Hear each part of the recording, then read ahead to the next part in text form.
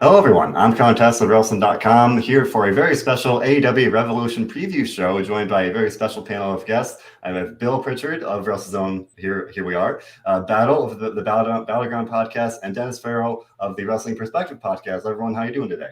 Good. Thanks for having us on. Thanks. Very glad to have all you on. I said when I tweeted about it, AEW Revolution, it's shaping up to be a very special show. So I wanted to really try to go all out and, pardon the pun, and put together a very special group of guests here. We have 11 total matches, 2 on the buy-in, so 9 main matches on the main card, all of which, so lining up to be very, very special. I guess we could start in a very general sense, looking at the card. I started thinking this a couple weeks ago, and now we've gotten more and more add to it. Could this be the on paper, at least, the best card we've seen from an AEW pay-per-view so far, at least kind of heading into the show, what we've seen so far?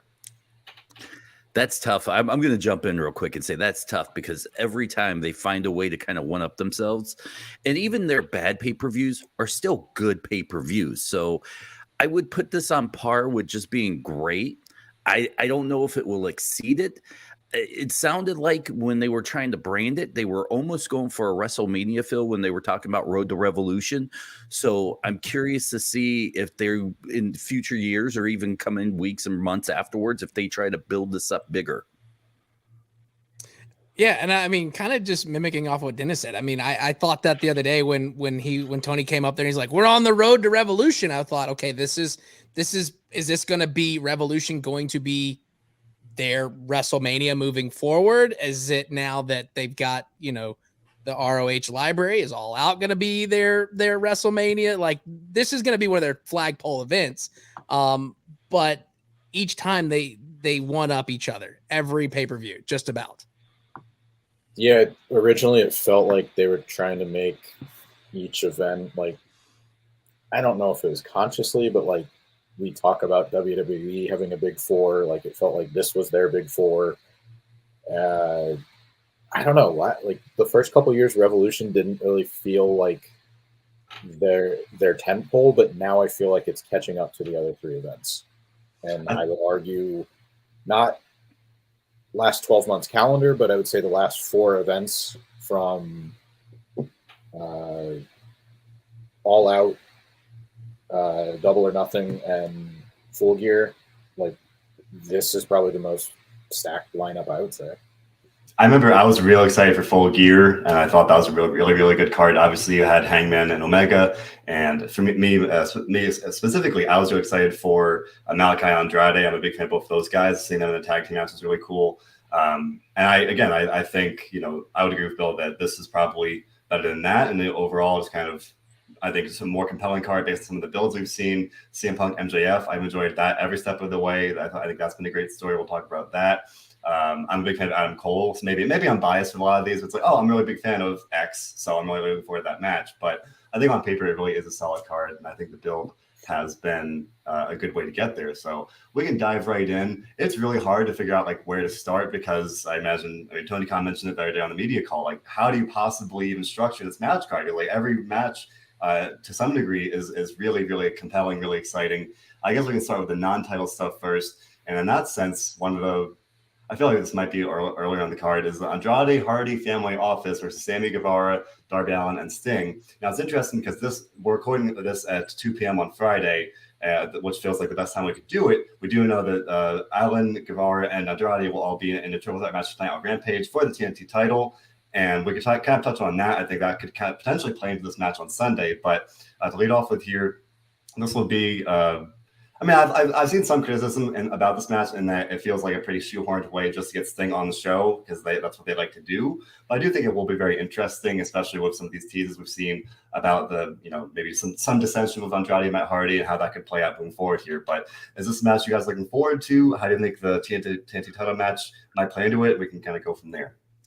I kind of think that TNT title match should have been the match at the pay-per-view, not the tornado tag match that happened. But like you said, it seems like it's the way for I guess Sting to get on pay-per-view, which as a Sting fan growing up, you like to see that he's still wrestling, and you kind of thought that he was done wrestling after the injury.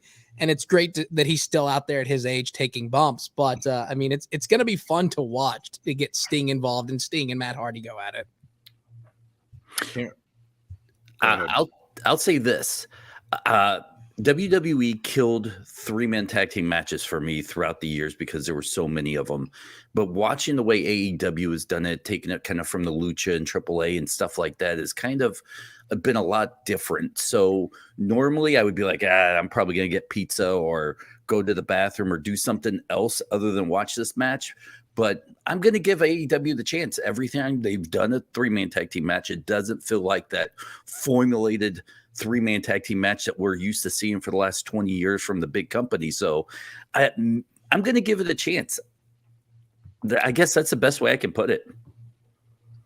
I don't remember who said it, but they made a good point about tonight being a live Rampage. So maybe, like you need that title match on the card tonight to draw people in. And maybe that's why they, flipped that and didn't put the 6-man on the show tonight.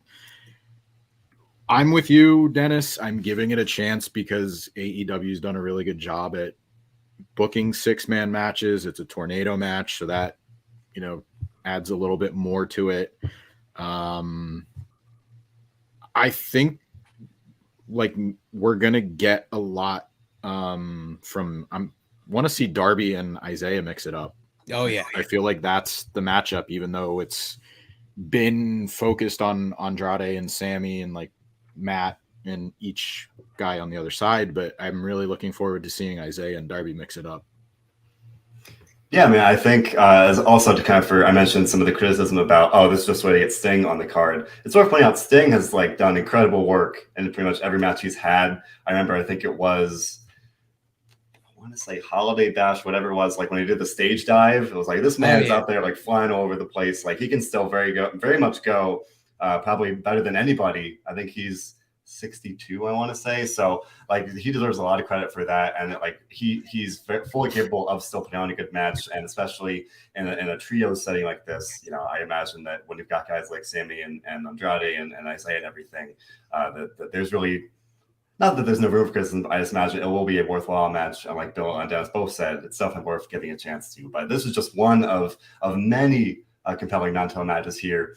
One of them that I'm really looking forward to is John Mox versus Bryan Danielson. Now, obviously, the one story aspect of this is that both guys, former top WWE stars, now in AEW, now having the freedom to really wrestle and be themselves. And on the flip side, the storyline on TV being that Bryan Danielson wants to join forces with Moxley, but Moxley wants to quote-unquote bleed with him first. And potentially seeing a teammate or even a stable, depending how things go on Sunday. But I'm looking forward to this one. I think this could easily be one match of the night, and I think the build for this one has been one of the strongest for the entire show. I agree. I'll even say this. I'm rooting for Danielson to win this because I want to see where the storyline goes. I want to see them bleed together. I want to see what happens the next night when Danielson comes out and says, "We spilled blood, now what?" That's for me the only logical way, unless Danielson comes out and beats him down with some young bucks and just was like, all right, here's my new stable. Yeah. I feel like this one, you don't really need a winner on either side. They've kind of already established, all right, if we can bleed together, we can team together. So, I mean, yeah, I would like to see maybe Danielson win because Mox has already established, that violent side of him, and maybe newer fans don't know Ring of Honor Bryan Danielson, so this is a way to cross that bridge with them.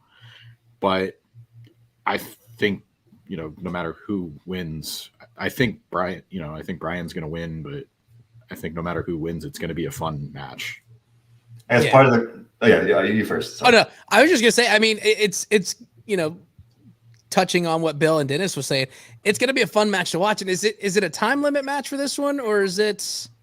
Did they have probably? I would imagine. I mean, right? It'll have to be they have to It's not going to go for an hour, right? Right. So I would assume that it would be a 20-minute time limit match or whatever it is. Because I was sitting there thinking about that. It's it's very hard to pick who's going to win. I mean, we all kind of know that Bryan, is going to win, but it's do you drag this out, go the time limit so both of them still look strong, they both bleed together, and then you continue that long-term storytelling with both of them?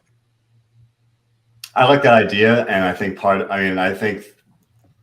I don't think a lot of fans would be happy if they did another time limit draw because they've already done that twice with Danielson. Right. They could go back to that well. I think part of the consideration here is like which one needs it more. Danielson tied with Hangman once, then lost to him, whereas Moxley's been winning, but he was gone for a couple months. So to really get a big win like this against Bryan Danielson could work well for him. And it sounds like some of the general sentiment is that, Danielson kind of needs to win. But at the same time, maybe Moxley can win, but then it'd be a thing where like Danielson has earned, Danielson has earned his respect so that he's still willing to team with him because they bled together, that being the kind of the line that they're rolling with. I'll disagree with you on this aspect. I think Moxley is one of those wrestlers that's above wins and losses. Moxley could go on a month-long losing streak and still be John Moxley, the crazy guy. And as long as he does something crazy in the match that may cost him the match, I don't think wins and losses hurt him. Daniel Bryanson, on the other hand, is a guy that needs wins in order for his character to keep moving forward.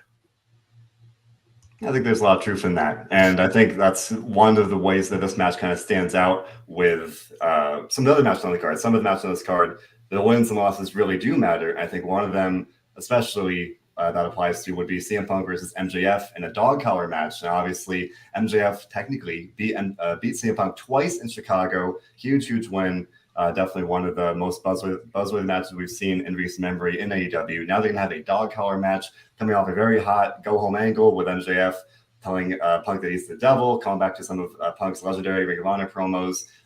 Really interesting storytelling here with MJF, of course, referencing, when he was a kid, he looked up to Punk walked away. I've been loving this every step of the way. I'm really curious about this. It feels like Punk can't lose again, but in a way, as Dennis just said about Moxley, I could see them saying, okay, Punk doesn't, like, he's above that. Like, he's CM Punk. He's going to be totally fine.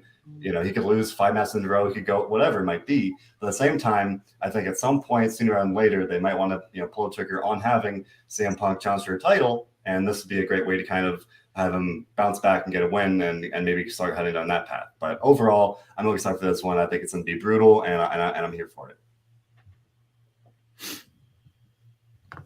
I'll say this. I'll jump in. Uncomfortable silence, guys. WWE had one thing right back in the day with Hulk Hogan. Hulk Hogan never beat the Ultimate Warrior. And I think that's what's missing in wrestling, where you have one top guy that has one guy that's his kryptonite. I would love to see CM Punk's kryptonite be MJF. No matter how many times CM Punk goes up, CM Punk can win the championship, beat everybody, but the one guy he can't beat is MJF. And 1-2 years down the line, let that be like the big main event, for everything. That's good storytelling. And I always root when I see something like this, like, all right, I want that guy to be his kryptonite. So I'm rooting for MJF to be CM Punk's kryptonite. I like it. That's, I don't know if there's anything else to say after that one right there. Yeah, I'm not gonna try to add too much to it, but The Rock in Austin, 3 WrestleManias, the last one was "You Can't Beat Me." Like, I think that's a nice way to go. They made such a big deal about Punk's win streak. MJF's the only guy to beat him, so Yeah, I definitely like that idea. And I think one of the interesting parts of this match is that either way, I feel like whoever wins will probably be kind of in prime position to potentially challenge for the title, maybe at Double or Nothing, if not sooner. But we do know they have Battle of the Belts 2 coming up in April. So I feel like, I don't know if it wouldn't be either of these guys necessarily. I feel like that might be more transitional, but looking kind of maybe a little further on, they're going to need another big program for Double or Nothing, because that is one of their major events. And I feel like whoever wins this one could probably be the favorite to do that. And in a way, I could potentially see them being potentially the next world champion. I think that's why this match kind of has a lot riding on it, beyond the story itself, beyond, as Dennis is saying, this idea of what you can kind of do with this epic like trilogy or more. I think that there are definitely some more implications here. I don't want to write off Hangman versus Adam Cole, but MJF versus Hangman, like, that just makes all the sense in the world if we get there. Like, a lot of people think Adam Cole's going to win this weekend. I don't know about that, and we'll talk about that a little bit later. But MJF versus Hangman, I feel like a lot of talk about how Punk's done more for MJF than Jericho did or whatever. Like, I think MJF can push Hangman even further than he's already come in the past 6 months. I would agree. I think that's one of the big matches that we can look forward to. I feel like that could easily be, and maybe even realistically will be, the Double or Nothing main event. That's still a ways away here, so we'll keep on trucking here with the non-title matches. Another heated rivalry. Chris Jericho and Eddie Kingston have been feuding for a little while now. Definitely a heated story here with like the if not the downfall, the turmoil within the inner circle and Eddie Kingston's role in that, and this inherent difference in Chris Jericho, well-traveled superstar, rock star, future Hall of Famer, versus Eddie Kingston, much more of a independent star who's kind of carved his own path and done his own thing. This very compelling clash personalities, and it's really turned into, at least as I've perceived it, a pretty clear heel turn for Chris Jericho in recent weeks. Or maybe at least leaning more to the heel side of things. For me, I'm looking forward to this one because I think this will be finally the time where Eddie Kingston could win a big match. We've seen him face CM Punk, lost. He faced John Moxley 2 years ago, lost.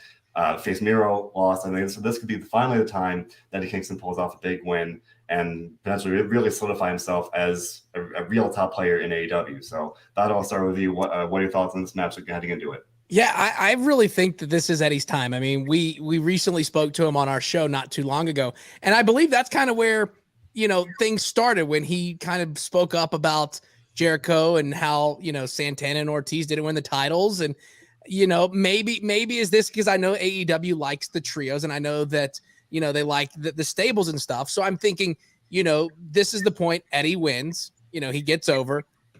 Do we see LAX come back into the fold? Into AEW?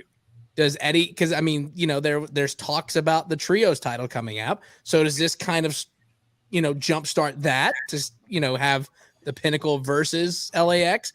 But I think Eddie wins this one because, I mean, like you said, he hasn't won, the big ones. When he first came in, lost to Cody, but he got a contract out of it. And then Miro and Punk, and this is his time to win.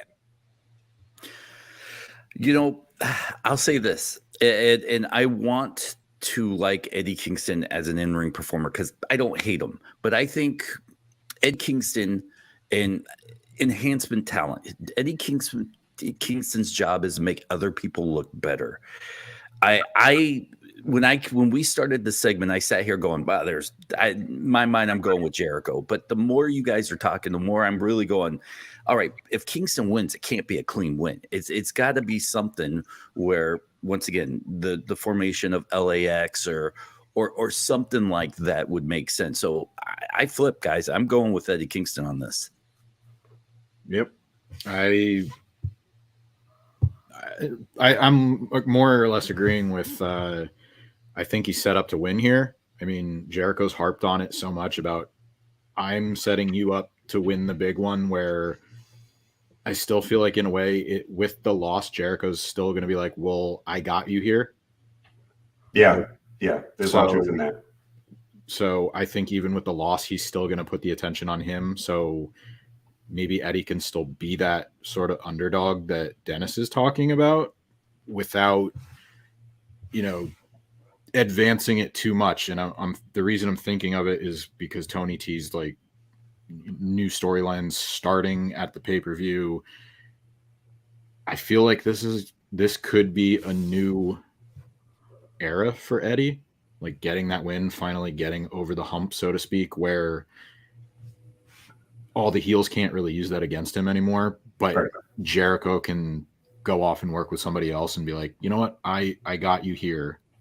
Like, he still has a lot to do with Santana and Ortiz. Like, that fist bump wasn't, definitively like, yo, we're good again. So I think that Eddie gets the win, but both guys still walk away, still kind of with a chip on their shoulder, if that makes sense. Yeah. Friend of the show, Ness, just saying that she's predicting Eddie will beat Jericho, and she's going with Eddie Kingston here. And Bill, I think you mentioned the trios belt as well here, and Ness just says that they definitely need it. I think it was in the media call that Tony pretty much teased that might be a thing once Kenny Omega comes back. But I mean, let's talk about Eddie being the underdog. Literally every dog has his day. Eventually, the underdog has to win to get to that next level, and potentially, for me at least, I think that maybe the best answer is somewhere in between. He's not the enhancement talent necessarily where he's constantly putting people over, but at the same time, maybe he will never win the world title, but eventually he needs a win like this to kind of, give him more credibility, and maybe we'll see him get a TNT title run at some point.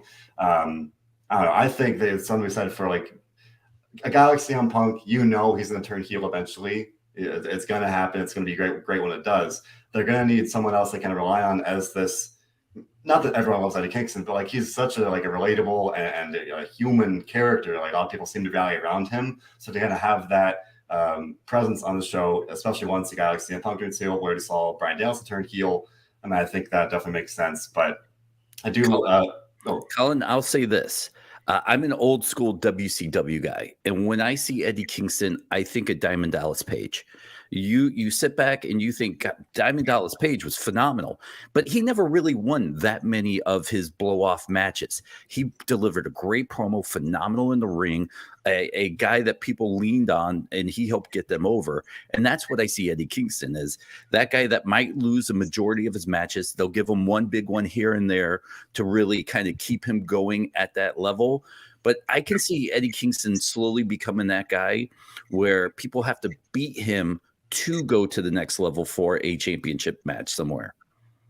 I agree, and that's why I think he kind of needs this one so that he can solidify that very position where it's like, okay, he got this one over Jericho. Now, in a way, he's that guy, or at least one. They have several guys like that, but Ness agreeing with the comparison with DDP there. So, as Bill mentioned, Tony kind of said this pay-per-view will start some new storylines. So, if Eddie wins, as we were talking about, maybe he'll go off and use that as some validation or some add some new layers to a character. And then with Jericho, Bill, I think you had mentioned Ortiz and Santana. There's more they can do there. So definitely some interesting places to go with both guys moving forward here. And I'm looking forward to that one. Another big match to look forward to, of course, is the Face of the Revolution ladder match. Now, as we're recording this, we know that at least one more person will qualify on Rampage. Christian Cage and Ethan Page will have a qualifying match tonight. But otherwise, we know it'll be Keith Lee, Orange Cassidy, Powerhouse Hobbs, Ricky Starks, and Wardlow. So if, on top of potentially Christian Cage or Ethan Page, a very star-studded lineup, a very interesting match to say the least.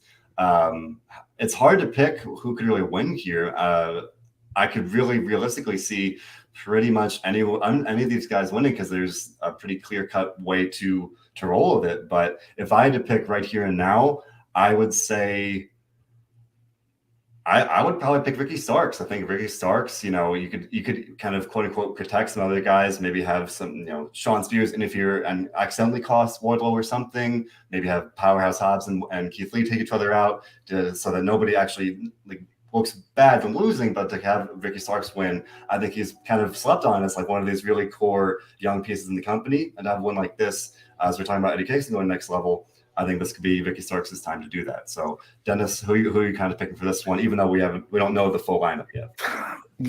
I'd love to see Ethan Page do it. Seeing Scorpio Sky has done it. I am a big Ethan Page fan. It's got to be someone young, and I feel like Wardlow is just one step too high above winning that.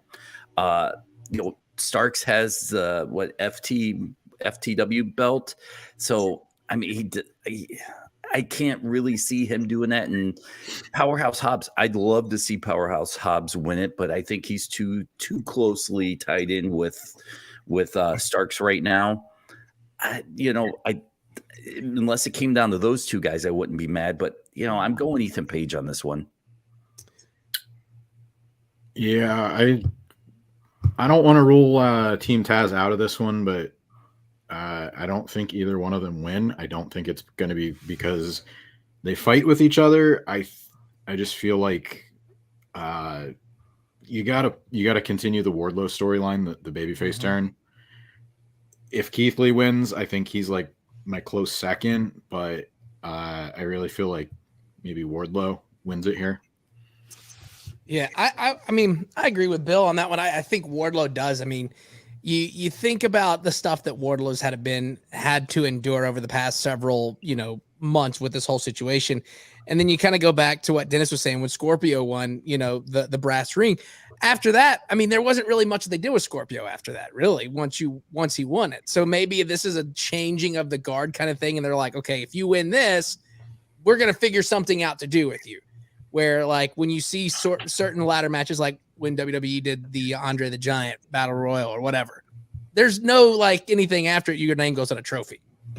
This, you could set something up with Wardlow going after, a TNT title or whatnot. And then MJF comes in and tries to take that away from him. But I think Wardlow wins it. I think you have Team Taz in there because they're both together. I think if you let Keith Lee win this one, I think a lot of certain fans on the good old IWC gets upset about it and is like, oh, he just wins it because he came straight from the other company. I think this one you have to give it to Wardlow. I think that's fair, and I like the idea that this could be a changing of the guard. I mean, last year's lineup was very strong, but I think this year, for this match, I think this year's even better, where several of these guys really could be future main eventers or at least kind of like top stars in the company. So yeah, I know it's just a name, but literally face of the Revolution in a way. It's like one of these guys could be, if not a future world champion, at least kind of at the forefront of the company a couple years down the road, and it could very well could be a guy like Wardlow. So I think, based on what you all have been saying, I think that's definitely, at the very least, can't rule it out. And I think it's probably one of the leading possibilities here. So, I mean, what Powerhouse Hobbs has been doing a lot of media this week. Bill, you spoke with him. That's over on WrestleZone now. But I also doing an interview he did over this week, and he promised there's going to be lots of beef in this one because we've got Wardlow, Keith Lee, and Hobbs himself. So definitely going to be maybe a bit of an unusual ladder match in that sense. But I'm looking forward to it. I think it'll be a lot of fun. What other interview? I think it was Brandon Walker. No, just ours. Oh, there you go. Yeah, yeah, it was on Wrestling on Barstool. It was very good. He just talked to Chris Van Vliet too, but watch ours first and then watch theirs. Devil's advocate, maybe he's making the rounds because he's going to be winning on Sunday. I'm totally kidding. But it's interesting, right? I think any one of these guys you conceivably could see winning, but I do think Wardlow is probably one of the leading contenders here. It's hard to believe. We've only just finished the non-ton match. We still have several big ton matches to get through. One of them we can kind of not glaze over, but it feels like one of the most predictable of the title matches on the card. Jade Cargill defends the TBS title against Ty Conti. I think this will be Jade's toughest test yet, but Jade's not losing. She's not losing for quite a while here. She's going to stay undefeated in singles action. But it is worth noting this will be the first time the TBS title will be defended on pay-per-view, so that's noteworthy. But would you guys, I would presume you would agree this feels like pretty much a lock at this point. Oh, yeah. Yeah, it's tough to take that off of Jade. I look at that roster and I look at just ahead. Who's the person that's going to take it off of Jade? Yep. Unless somehow Britt drops the women's title and she goes after that, who's going to take it off of Jade? Yeah, but even in that respect, like I don't think you're doing Jade or Britt any favors by putting them against each other right now. Mm-mm. It's going to hurt them both. I think when that happens, I think Jade's got to be a babyface, and I still think there's a lot left that you can do with her where she's at right now. I think right now it's let her work with people that are going to get her better in the ring because she's been presented as a star the whole entire time. She has the win streak. Put her with people that, will get her some repetitions, get her more comfortable in the ring. I mean, I don't want to see it end, but I think eventually you're going to see Mark Sterling be terminated by her, not by the company. But I think they're setting her up for a really big babyface run, and nothing against Ty, but I don't see her winning. Like, there's just nothing really, nothing really that makes me say like, oh yeah, she's gonna win. Like, I think it's just gonna be a back and forth match, and Jade's gonna win in I don't know, maybe a 9-10 minute match. Yeah, I would agree. Friends from Nash just saying Dennis, you have a point? I was going to say, Bill, you hit the nail on the head with one thing. I like that AEW put the belt on her, and we're watching her grow right before our eyes. Is she a great wrestler right now? She's getting there. And I can't knock anybody that is going out there each week and improving. There's a big difference between her and like a Nia Jax. We never quite saw Nia Jax get over that hump and get better, whatever position they put her in. But each week you slowly see Jade getting better. You see her confidence in the ring. And I love watching someone with a belt grow. And it almost kind of feels like she's like the people's champion almost. I hate to say it like that, but you become invested in her as you go, wow, she hit it this week. That's awesome. And it's also cool when they're showing her on TV and they do the camera shot to her daughter and showing it like, hey, she's a mom and she's out here kicking ass every week. And that's why I think, down the road, she could really be a very good babyface. But as Bill said, there's still a lot they can do with her as a heel and a lot as a heel champion right now. So we're all in agreement. It would seem that she'll be a pretty clear favorite on Sunday. But we mentioned the Thunder Rosa Britt Baker match. That's another big match on Sunday. Women's world title here. This one, a little surprising for me, at least. I thought they would try to draw this out to Double or Nothing. But mid last month, they just they kind of hit the fast track and threw this together. Not threw it together, but it seemed to kind of come a little out of nowhere where it's like, okay, well, obviously we knew they were enemies, and then lo and behold, they're having this match on Sunday. And I've seen, at least online, a pretty common sentiment that a lot of people think this might be Thunder Rosa's night.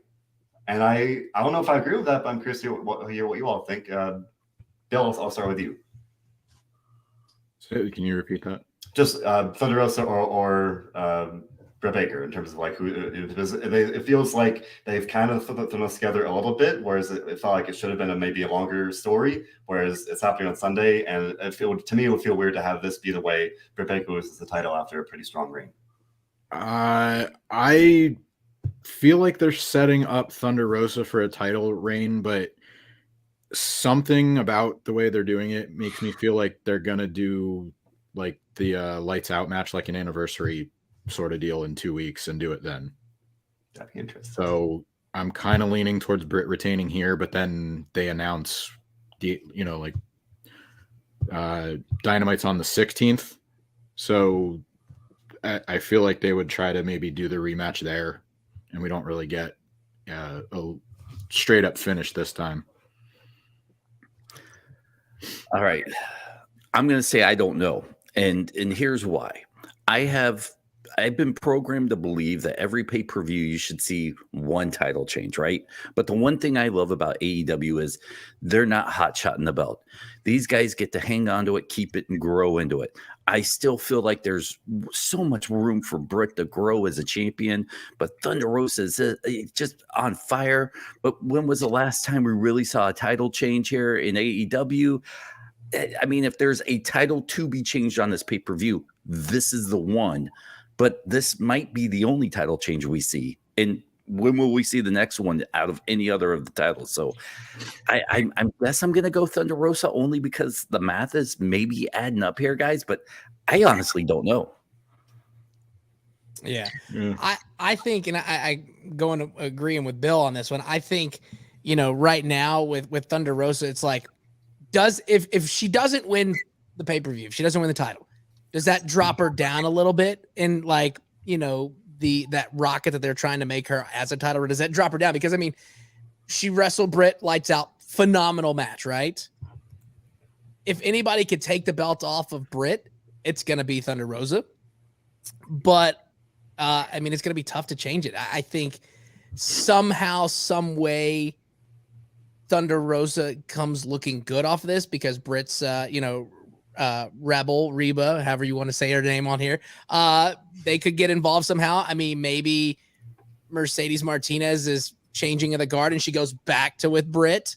And that way you could still make Thunder Rosa look good at the end of the night. And like Bill said, I mean, you do it in a couple weeks and you drop it on TV.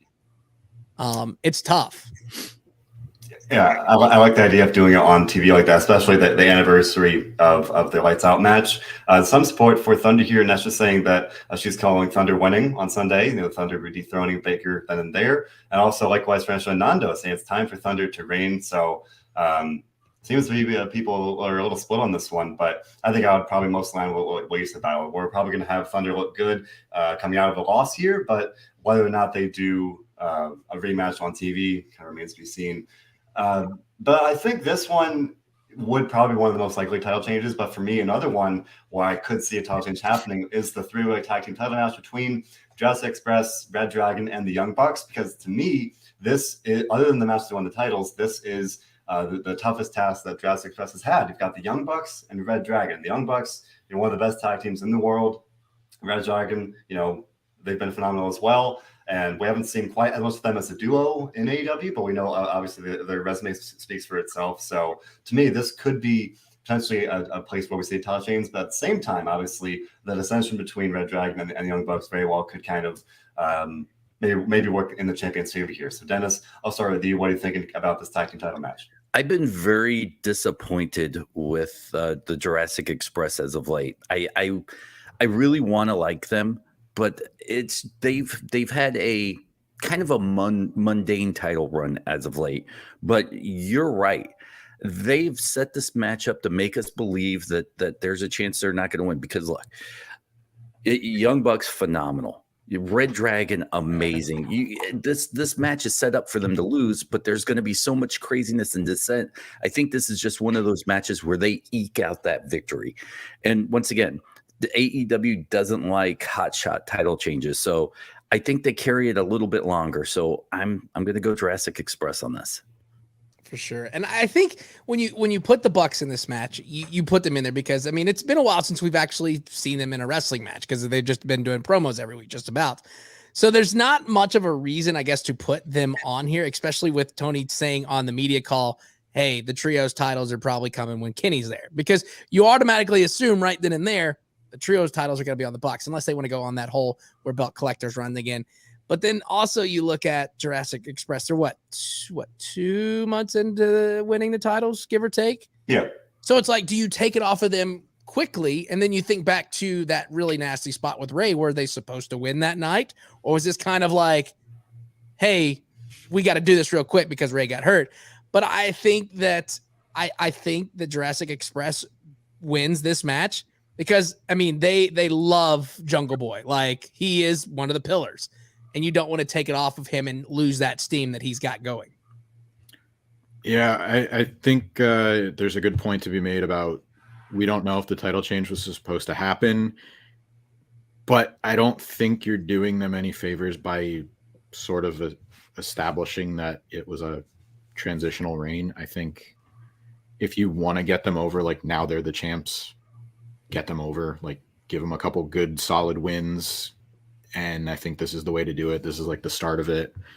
I'm going to say, like you mentioned in the match before this, like, I would say the women's title is the one that's going to change if there's a title change. And I think just Red Dragon versus the Young Bucks, like, that's sort of going to implode on its own. But Jurassic Express is still going to win because of their mistake. It's not going to be like, I don't think one of those other two teams is going to cause the other one to lose. I think it's going to be more of they screwed up. Jurassic Express took advantage, showing why they're a formidable team.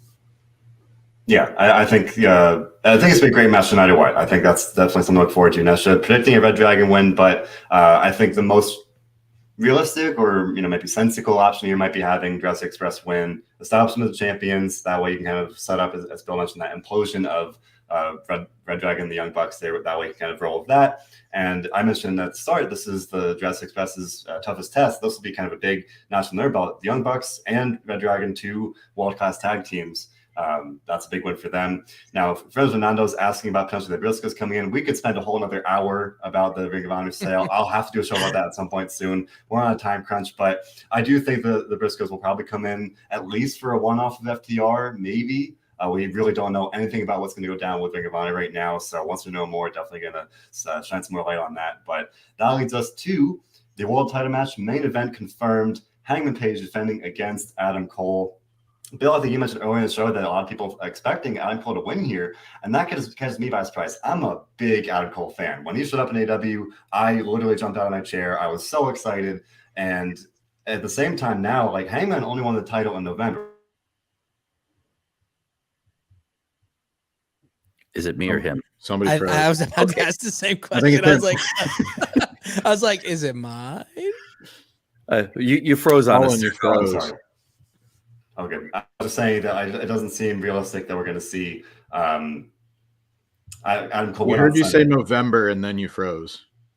Yeah, so we were talking about how Hangman doesn't do a lot of AEW doesn't do like hot shotting the belt. So Hangman's had a good run so far, but it's only been since November. Like that's not a long world title reign. Not that it's short, but I feel like the fact they took literally 2 years to give Hangman the belt, they're not going to kind of take it off in this soon. I'm gonna go back to like Adam Cole is a world champion. He's proven that everywhere he's been. I think he, if he wins, like he's gonna do great things. But I agree with you. I think, stick with Hangman. You put all this into getting him there, the story, the cowboy shit, like give him a little bit more time to grow. I think MJF Hangman is where they start going. I don't know if it's double or nothing. I think that makes a lot of sense, but I don't think Cole wins here. The one thing Paige doesn't have right now is that moment, that match that we all go, that's why he's a champion. He's had great matches, but since November, can you really think of a moment or a match where you go, oh my gosh, this took him from, what they worked and gave him the belt to like that elite status champion. And I think this is that match. It's set up perfectly on a pay-per-view. You want to elevate to the next level, which I don't know, maybe it's their WrestleMania, maybe it's not. But this match, this moment, I think this is where we go from, why did they give Paige the belt to, I'm thankful they gave Paige the belt because Adam Cole can come back from this. This roster is full of guys that can take losses and bounce back. I don't think Paige can take a loss here and bounce back. I think if Paige takes a loss here, he's vying for the TNT championship a month from now at best. And it's going to take him a couple years to even sniff that elite level again. So you need to keep him high and up top. And this is that win that makes us change our mind. For sure. And I mean, you've watched the promos over the past couple of weeks where, Adam Cole's like, I'm the Adam. Like when we talking about their past, how he's always bested him, and kind of going back to what you were talking about earlier with, Hogan and the Warrior. Now, Adam don't have that same, Warrior and Hogan thing, but Adam made it very clear that he was like, I put you out. I'm the real Adam, not you, Hangman. I'm the real Adam. And I feel as if this is kind of like Hangman solidifying, yes, there's a reason why they gave me the belt. This is why. And, I don't think Adam Cole's walking out champion that night. And we're not going to see a king and queen champions of AEW. So I think that'll be very interesting, and I hope they do it at some point. But I do want to bounce back to something Dennis said. Like, to me, seeing Hangman beat Bryan Danielson in this like bloody classic of like this war that we had, their second match, to me, that was the moment. It's like, it's Bryan Danielson, this like, again, a world-class wrestler, one of the very, very best. Seeing him pin Danielson 1, 2, 3, no fans or buts. To me, at least for me, that was a moment. And in a way, like to me, in a way, he's already had that. Like his reign hasn't been the most remarkable overall in terms of, you mentioned that otherwise, maybe what are some of the moments you could think of? Because otherwise he tied Danielson once, then beat him, then he retained against Lance Archer. Not the most incredible reign. So I think this could kind of really get him on track, and then move forward to potentially, as we were talking about, maybe MJF or something kind of down the road. But regardless, this one, like pretty much every match on this card, gonna be a good one. Very much looking forward to it here. So we are building a bit of a time crunch, so I want to give Battle and Dennis both time to kind of plug their respective shows before we get out of here. So Battle, first, you guys do great work on the Battleground podcast. Want to tell people about that? Yeah, so we host the Battleground podcast. You can listen to it on the iHeartRadio app, wherever you listen to podcasts, battlegroundpodcast.com. Recently just sat down with Paul Heyman on the show. That episode is available now. Next week, we're going to have Gangrel, and then we're going to do an NWA takeover week where a lot of the NWA superstars are going to be on the show talking about Crockett Cup because it's here in Nashville. And you could find us on social media. We're on Instagram at Battleground Podcast, and you can find me Twitter, Instagram, and everywhere else at Battle on Air. Wow, how do you follow that? I'm on the Wrestling Perspective. It's me, myself, and Lars Fredrickson from the band Rancid. We've been off because he's been touring over in the UK for the last month, but we're coming back with CM Punk, who's his best friend, and we've also got, I think, MJF scheduled like a few weeks down the line, and hopefully Jeff Cobb. Throw him in there because he's one of my favorites. So, look, just Google Wrestling Perspective. You'll find us. Subscribe to it. We don't, please, whatever. I'm not begging you or anything, but my kid needs to go to college. And do you want her to go to a real college or community college? Hey, there's nothing wrong with community college. That's where I went. I'm just saying, if you subscribe, my kid could go to real college right now. Yeah, she's maybe lucky. Maybe I could send her to the finest community college in mid-Michigan. Okay, right now, maybe. Right, but she's only 13 too. So here's what you do. You go for your general education requirements at a community college, and then the plug and everybody watches here. That'll get her to the big school. That's right. Yeah, just subscribe. If you don't subscribe, I'm not sending my kid to school anymore. Bill, I know you've done a lot of interviews this week, and we can imagine those are going to be coming up pretty soon. But do you want to, double tease at least the stuff that's already up, or? Yeah. So we have Powerhouse Hobbs that just came out. I just talked to Bill Apter, Dutch Mantel. We have some other stuff in the works that'll be coming out next week. So always trying to stay busy. That we are. With that being said, folks, Battle and Dennis, thank you guys so very much for joining us today. And here at WrestleZone, we come together to do one thing above all others, and that, my friends, is to enjoy wrestling. Thanks for listening, everybody.